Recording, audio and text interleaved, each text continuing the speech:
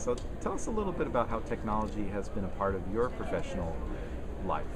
Well, not only, of course, did I get an opportunity to choose the theme and choose technology, which was a natural choice, but let me tell you why.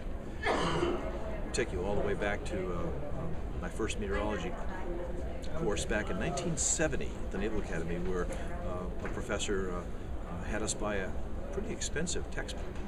And I think the title was Satellites and Computers, the Coming Revolution Meteorology. And little did I know how it would personally and profoundly affect my career.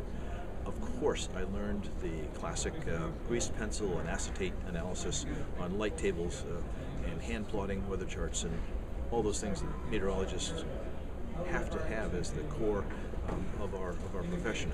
But today, I look back, having served at Fleet Numerical Oceanography Center in Monterey, where in the early days of numerical weather prediction, and here I am today as a representative of an aerospace company designing, building, and flying weather satellites. That revolution happened. You know, back in 1970, it was the coming revolution, and I'd say today it's the ongoing revolution. We have no idea where this technology is really going to end up taking us, but it's going to be exciting. It's been exciting to get this far, and it's profoundly affected how my career as a meteorologist has evolved.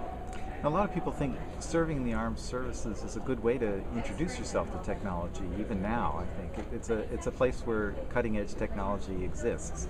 Was that true when you were in the Navy, and was that a good grounding for what you're seeing in the development of the field? Very much so, because a force that has a technological superiority over an opponent is going to prevail, all of the things being equal.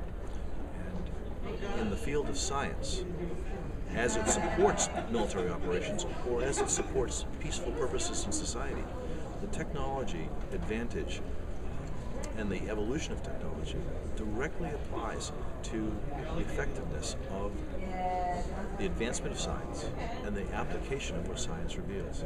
So it's really made a big difference in this field that I've experienced it on a first-hand basis, and I know it's going to continue to develop in the future. I'm wondering if you would have prepared differently, knowing now what you know, because I think there's been a lot of change over the course of your career.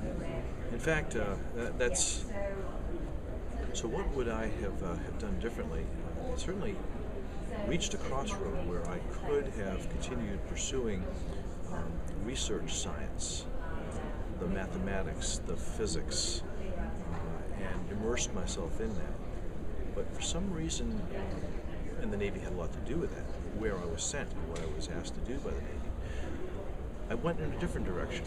I found myself, while doing research in underwater acoustics and remote sensing, focusing more on the remote sensing than on the underwater acoustics and the oceanography. So I found myself attracted to the challenge of flying systems in space to observe the entire planet, and then applying that technology to a scientific challenge, understanding ocean dynamics or atmospheric dynamics for that matter. And of course, for the Navy, determining how to apply that in more effective warfare techniques that would allow us to prevail against an adversary. So it was a natural progression for me, and when I transitioned to civilian life, it was a natural progression to just stay on that track, to stay focused on the technology. And I've been happy to see that in parallel in the AMS and to bring that as a focus of my leadership time in the AMS presidency.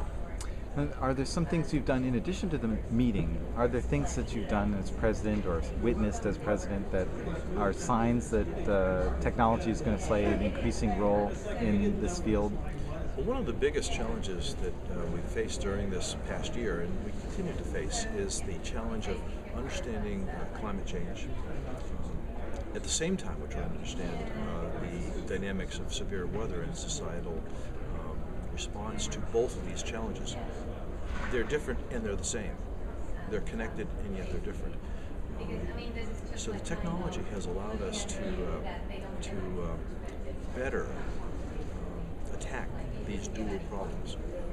In the first case, we see a year, just the past year of my leadership, where we had record floods, record droughts, deadly tornadoes, a hurricane bustling its way up the East Coast. Remote sensing played a key in observing all these things. We've also had the challenge, the societal challenge of trying to understand what's really happening in the broader picture of climate change and what it means to us as a society, economically. And without the technology that we have had in remote sensing and in computer modeling, and without the good, solid science that our research community delivers, we wouldn't be as well able to address these challenges. So, I think we have a long way to go, but I think the technology is evolving, and the scientists are getting. It almost seems like the kids are getting brighter and smarter and more capable, but what it really means is we have really good and engaged research community who are trying to use the tools at their disposal to advance the science and to apply it in the best way. Thanks, John. You're welcome.